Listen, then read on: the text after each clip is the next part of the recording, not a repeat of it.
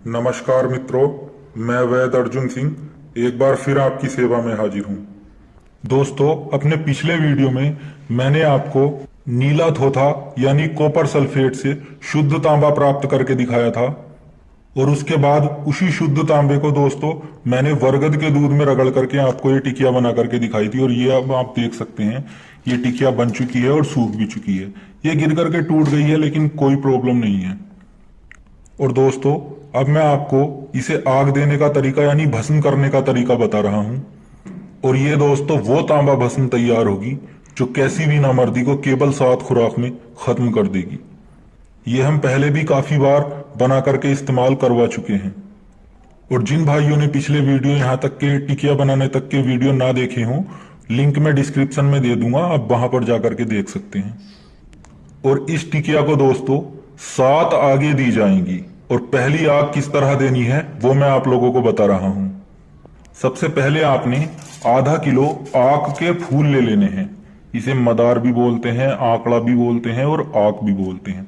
अभी दोस्तों सर्दियों में इसके फूल खिलते नहीं है, इसीलिए आपने फूल मिल जाए तो बेहतर है, बाकी कलियां भी आप ले सकते हैं। ये आप कलियां देख रहे हैं, ये आपने आधा किलो कलियां ले लेनी है और इनका आपने मोटा मोटा कूट करके लूदा बना लेना है। अब दोस्तों आपने आधे लूदे को हांडी में नीचे की तरफ जमा देना है और उसी लूदे पर आपने ये टिकिया रख देनी है और बाकी बचा लूदा आपने टिकिया के ऊपर से अच्छी तरह से जमा देना है। अब दोस्तों आपने इस हांडी को बंद कर देना है। इसके ऊपर से इसका ढक्कन लगा करके आपने इसकी मिट्टी की सहायता से अच्छी तरह से गिल हिकमत कर लेनी है।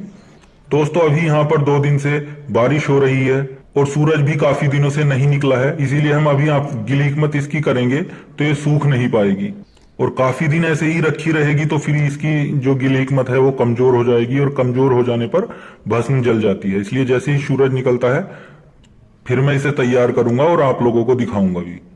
तो दोस्तों जब आपकी ये गिल हिकमत अच्छी तरह से सूख जाए फिर आपने इसे 10 किलो उपलों की आग देनी है। आप इसे बिरोसी में आग दे सकते हैं या फिर जमीन में गड्ढा करके भी आप इसे आग दे सकते हैं।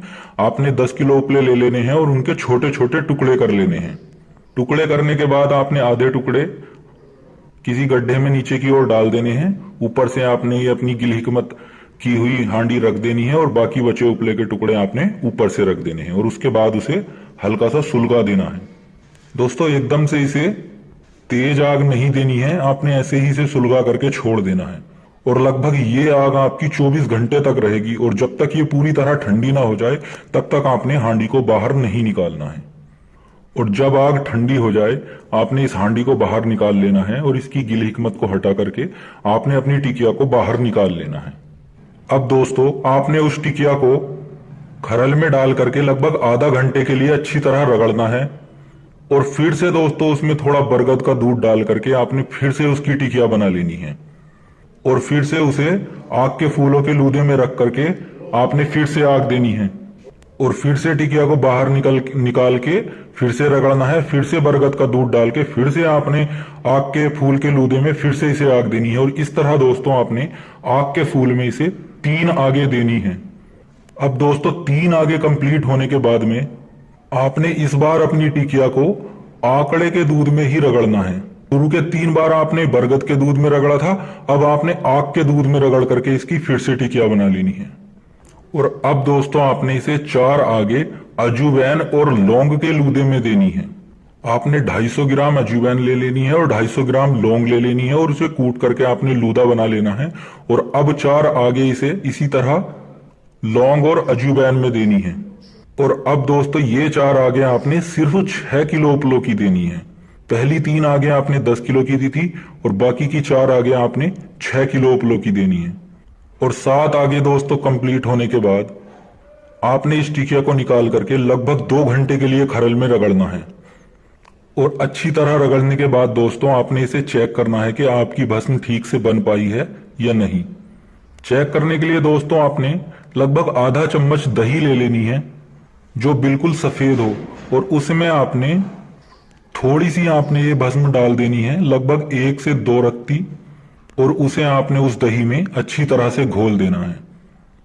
फिर आपने उस दही को लगभग 30 घंटे के लिए ऐसे ही रख देना है, धूप में नहीं रखना, छांव में रखना है। और 30 घंटे बाद दोस्तों आप देखेंगे, अगर आपकी वो भस्म दही नीली, हरी या लाल हो जाए तो आपकी भस्म कच्ची है। वैसे तो दोस्तों इस तरह से 7 आगे देने के बाद कभी भी भस्म कच्ची नहीं रहती है, क्योंकि ये तीसरी बार आग देने में ही भस्म हो जाती है, लेकिन फिर भी इसे 7 आगे दी जाती है, तो ये कच्ची कभी नहीं रहती। और फिर भी अगर बाय चांस कच्ची रहती है तो आपने इसे फिर से आगे देनी होगी और फिर से चेक करना होगा। और जब दोस्तों आपकी ये भस्म तैयार हो जाए फिर आप इसे इस्तेमाल कर सकते हैं। और इसकी खुराक दोस्तों एक चावल के दाने के बराबर लेनी है आपने, मक्खन, मलाई या दूध के साथ। इसे खाने के लिए आपने सीधा मुंह में नहीं डालना है कि आप मुंह में डाल लो ऊपर से मक्खन खा लो, इस तरह नहीं खाना है। आपने इसकी खुराक को मक्खन, मलाई या दूध में मिला लेना है अच्छी तरह से और फिर उस चीज को इस्तेमाल करना है। और इसकी खुराक आपने सिर्फ एक टाइम लेनी है, दिन में सिर्फ एक बार, खाना खाने के लगभग 1 से 2 घंटे बाद।